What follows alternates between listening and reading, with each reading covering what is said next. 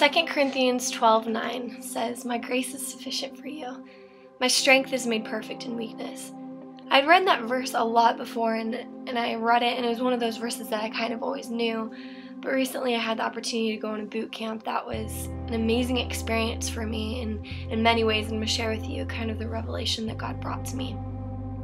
I had the challenge of going on a 12-mile hike, and I was completely exhausted. I was completely weak. It was the third day, and I thought to myself, I can't do this. I'm scared. There's no way that my body can do this. And right before I even started, I shut down, and I was fearful, and I didn't think I could do it. We get to like the 5th or 6th mile, and my body is like, people have already turned back, and like, I want to go back. I can't do this anymore. I can't do this. Like, I need to go back. And God really clearly says, "You don't believe in yourself," to me. And I was like really confused. I'm like, what do you mean, God? I don't believe in myself. He says, "You don't believe that I'm strong enough to make happen what I want to do in your life."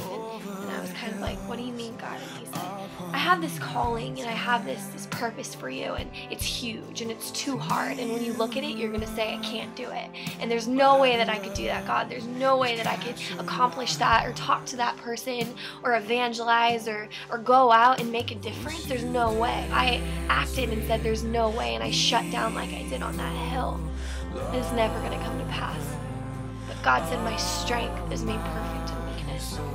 My strength is made perfect in weakness. Paul says that we're running this race.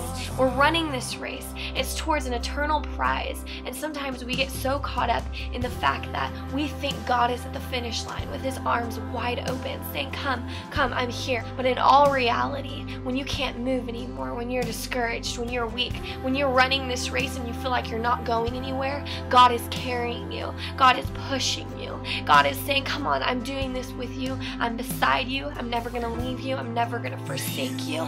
My strength is made perfect in your weakness." Today, I think there's a lot of people watching this that God called them to do something, and you thought your first impression was, "I can never do that. I'm too weak. I'm not mature enough. God, I'm not eloquent enough. I don't have the words to say to do what you want me to do. I can't go out and preach and do what you want me to do." But God's saying, "I'll do it with you. I'll stand beside you. I'll push you. I'll pull you. I'm never going to leave you. I'm before you. I'm behind you. I'm on each side." And when I realized that, and when I finished that 12-mile hike, I was exhausted. And in my body, I knew that it wasn't me that had finished that race. It was God. And he was pulling me, and he was pushing me. And it was a way of, at the very end of that hike, God said, "This is going to be your life." At the very end of your life, you may be tired, you may be weak, you may go through things, you may have pain. He never said that it was going to be easy. But when you stand before him, he's going to say, "It was a good journey, wasn't it? I took you on a journey of life, and you impacted this many people for one reason. You surrendered. You allowed me to be your strength. You didn't rely on yourself. You didn't give up on yourself." Because so many times we tell ourselves, "I can't do it," but we don't hear the strong voice of God on our heart saying, "I know you can do it." God today is saying, "I know that you can do it." So I just want to encourage you, if you have anything in your life that you've put down or you've placed down, or maybe you've delegated to somebody else because you thought that you couldn't do it, but God called you to do it, today, right now, go pick it back up and give it to God and say, "God, I want to run this race with you, with my whole heart, with my whole soul, with my whole mind. I'm not going to give up.